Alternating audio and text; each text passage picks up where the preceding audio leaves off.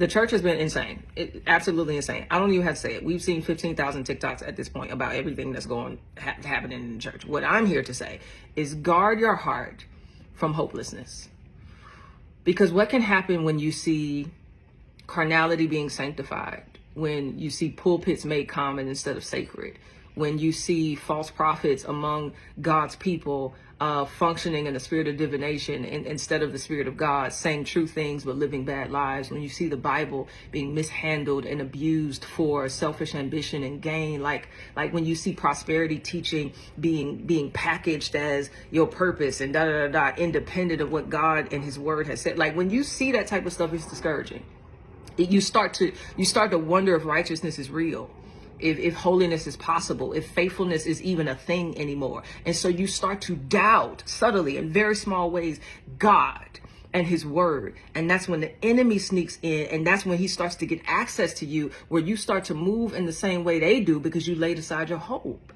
You get what I'm saying? Like, so guard your heart from that, because either the grave is empty or it isn't. Like the Bible warned us about this stuff. They said it will always be wheat among tares. That there will be false teachers among us. That there will be wolves in sheep's clothing. That there will be people who have a form of godliness but deny its power. They told us that. But you know what they also told us?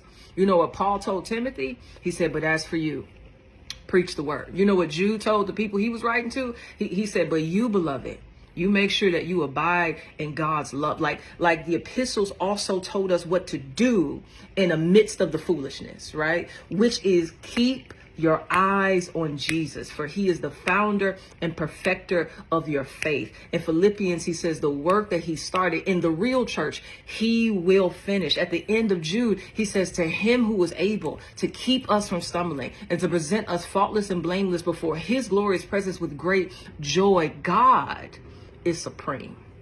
Jesus is king, and he is Lord. And trust me, he will not be mocked. He will not be mocked. You can use his name and do whatever you want to do. In the meantime, you could be a functional atheist over here making up. You could do that if you want, but he won't be mocked. But in the meantime, church, if you love Jesus, keep looking at Jesus more than you even look at what's happening in the church. Don't let it distract you from what he's called you to do in the earth.